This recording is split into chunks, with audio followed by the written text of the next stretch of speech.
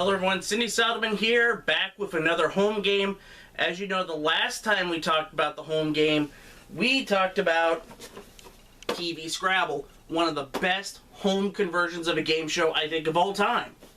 Now let's talk about the sister show to Sale of the Century, or Scrabble actually, and that is Sale of the Century. I forget who did this, but I have to be honest about this one. The commercial that this show had, I think this one's got to be seen to be believed, so check this out. Where is the Loch Ness Monster from? What was the name of those Brooklyn bombs? If you know first, then you're the one. Sale of the Century, it's a game you play like on TV with an electronic referee. What temperature makes water freeze? Sale of the Century. It's Sale of the Century, a game with questions, buzzers, prizes, just like on TV. Sale of the Century. With Quizzard, the electronic referee. Man, that was atrocious. But what's not atrocious, though, is the actual home game itself. I think if it had a better commercial, the Sale of the Century home game would have done a much better job in sales. However, there's something I do want to point out around this time. When it comes to importing and exporting home versions of games, Sale of the Century in the United States kind of borrows a bit from the Australian version of Sale of the Century. I'll show you what I mean when we get to showing this bad boy off. And when it comes to that commercial again, where was Jim Perry? Where was the instant bargains? Where was stuff like that? Anyway, that's for another time. So let's crack this bad boy open and let's dive right in. Well, here we are with Sale of the Century, and something I want to tell you about this one that I mentioned earlier. The back of the box. I don't know if you get a good look at it, but right up here, it's the Australian version of the Cash Jackpot. Because ours was more rectangular, and that one had the big fancy display and everything. So what I'm thinking is that they used the they have questions specific to America, but everything in here is what you would see in the Australian version. Now, the main selling point of Sale of the Century to a lot of people was the Quizzard, the electronic brain of the game. Now, what that meant was something revolutionary for game show home games at the time. It had an actual working buzzer system. Now, I'll open this up, and I regret to inform everybody that while this version does have the Quizzard right here, mine does not work. But I only paid 50 cents for this. And a lot of the context in this got dirty. Like, when I opened this up originally, when I bought it, there were batteries still in it. And when you have batteries in something for a long time, they get corroded. And it's really nasty. So I cleaned this up the best I did, but it doesn't work. So I need to get this fixed, or I just gotta buy a replacement Quizzard. And they do have Quizzards on their own. So unfortunately, the Quizzard does not work. So if you're buying this, you got to make sure to get your own. Now we'll show this stuff off later, but here is the actual board. See, this thing is built for 6 players. The Quizzards would fit inside here, it looks like. Yep, and this middle part right here would come up, and that's where you would put your Quizzard. And what you'd have are these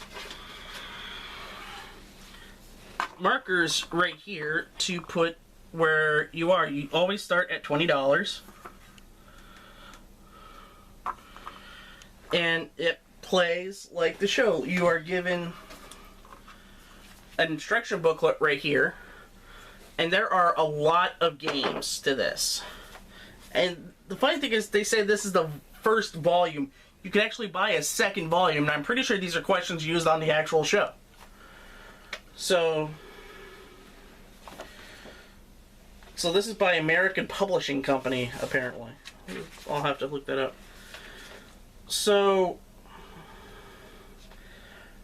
reading these instructions, you do what it says on the board. However,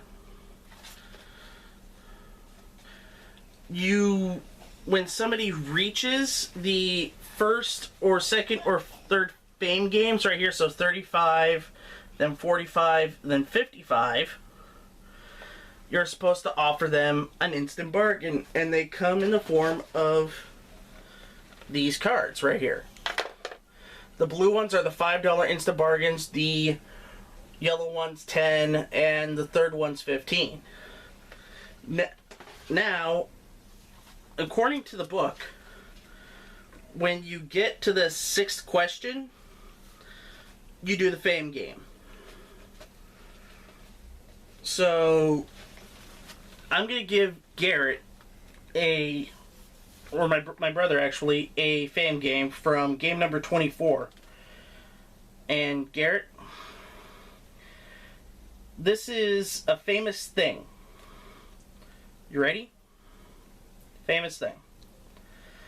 I am an epoch, an historical movement and ideas in all the arts and sciences between the 14th and 17th centuries. I am a period where painters and sculptors such as Da Vinci and Michelangelo advanced from religious traditions into new realities. Yes. Renaissance? Absolutely correct. And that means he would get a shot at the fame game board. Now, what I'm going to do is I'm going to mix all of these up right here. And I'm just going to deal them out right here. 3, 4, 5, 6, 7, 8, 9. I'm going to make sure I look at these. I'm going to take 2 and... screw it. Why don't we just do them all? There are 14 cards. And just point to the one that you want. This one? Yeah.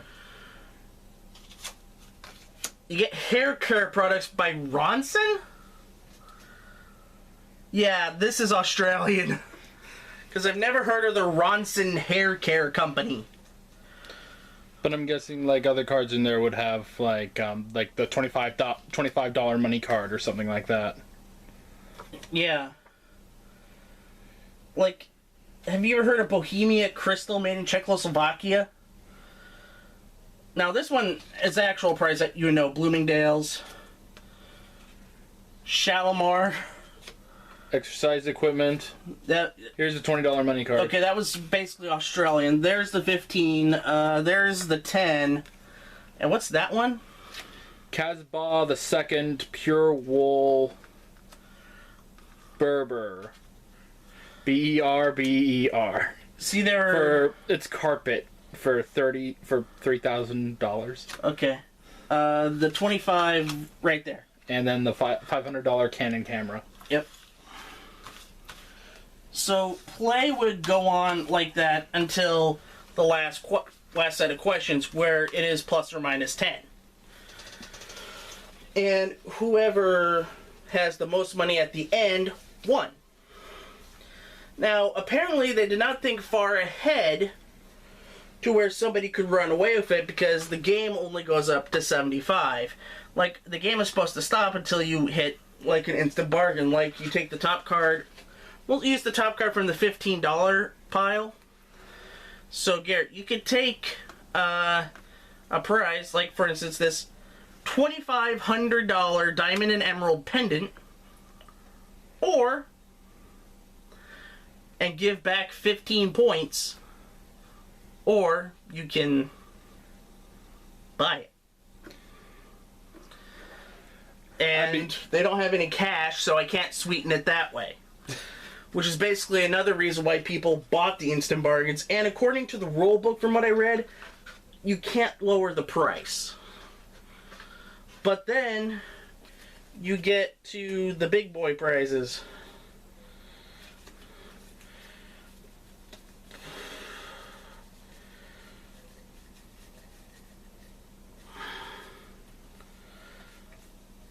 there are a lot of prizes.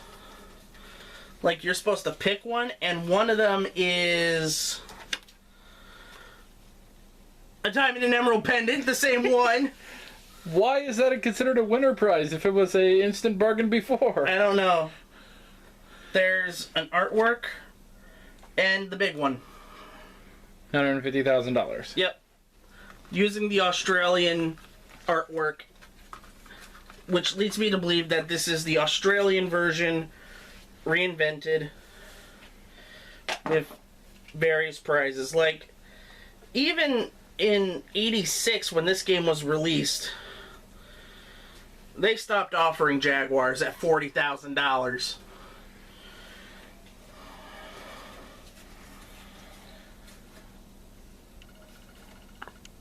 So you get all of these winners prizes, and it's just interesting to say the least.